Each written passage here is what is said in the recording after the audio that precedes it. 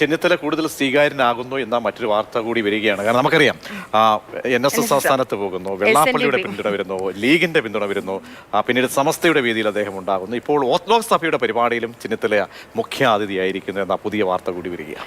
മാവേലിക്കരയിലെ Puthiyakavu saint Mary's orthodox പള്ളിയിൽ നടക്കുന്ന മാവേലിക്കര പടിയോല സ്മൃതി പരിപാടിയിലാണ് രമേശ് ചെന്നിത്തല പങ്കെടുക്കുക. സഭാ അധ്യക്ഷൻ ബസേലിയോസ് മാർത്തോമ മാത്യൂസ് തൃതീയൻ കാതോലിക്ക ബാബ പങ്കെടുക്കുന്ന പരിപാടിയാണിത്.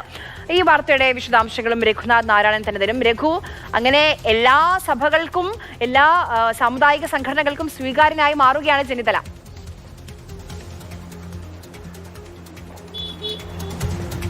ആര്യ, സ്വാഭാവികമായി തന്നെ രാഷ്ട്രീയ നേതാക്കൾ, പ്രത്യേകിച്ച് കേരളത്തിലെ തന്നെ ഒരു മുതിർന്ന രാഷ്ട്രീയ നേതാവാണ് രമേശ് ചെന്നിത്തല. KPCC അധ്യക്ഷനായിരുന്നു, ആഭ്യന്തരമന്ത്രിയായിരുന്നു. അത്തരത്തിൽ കേരളത്തിലെ കോൺഗ്രസിലെ തലമുതിർന്ന ഒരു 5 നേതാക്കൾ എടുത്താൽ അതിൽ ഒരാൾ ഉറപ്പായിട്ടും രമേശ് ചെന്നിത്തല ഉണ്ടാകും. എന്ന് മാത്രമല്ല, ഒരു 50 വർഷത്തിലധികം രാഷ്ട്രീയ പാരമ്പര്യമുള്ള ഒരു നേതാവ് കൂടിയാണ്. സ്വാഭാവികമായി തന്നെ അദ്ദേഹം ഇത്തരം പരിപാടികൾ, ഓർത്തഡോക്സ് സഭയുടെ ആണെങ്കിലും മറ്റു സമുദായ സംഘടനകളുടെ പരിപാടികളൊക്കെ ആണെങ്കിലും പങ്കെടുക്കുക സ്വാഭാവികമാണ്. അത് കഴിഞ്ഞ കുറച്ചധികം വർഷങ്ങളായി നടന്നുകൊണ്ടിരിക്കുന്നതുമാണ്. എന്നാൽ രമേശ് ചെന്നിത്തല NSSുമായിട്ടുള്ള പിണക്കം മറന്ന് അവിടെ NSSന്റെ മന്ന ജയന്തി സമ്മേളനത്തിൽ പങ്കെടുത്തതോടുകൂടിയാണ് ഇതൊരു വലിയ വാർത്താ പ്രാധാന്യത്തിലേക്ക് ഇത്തരത്തിലുള്ള സന്ദർശനങ്ങളും ഇത്തരത്തിലുള്ള പരിപാടികളും വരുന്നത്. എന്തായാലും ഒരു പക്ഷേ കഴിഞ്ഞ ദിവസം KC വേണുഗോപാൽ പറഞ്ഞതുപോലെ തന്നെ അദ്ദേഹം പരസ്യമായി പറഞ്ഞത്, ഇത് കോൺഗ്രസ് നേതാക്കന്മാരെല്ലാം സമുദായ സംഘടനകളുടെ പരിപാടിയിൽ പങ്കെടുക്കുന്നതിൽ സന്തോഷമേ ഉള്ളൂ, വലിയൊരു പോരാട്ടത്തിലാണ്, അതുകൊണ്ട് അത്തരം കാര്യങ്ങളിലൊക്കെ ഞങ്ങൾക്ക് താല്പര്യമാണ്. പക്ഷേ ഇങ്ങനെ വാർത്ത വരുന്നതിന് പിന്നിൽ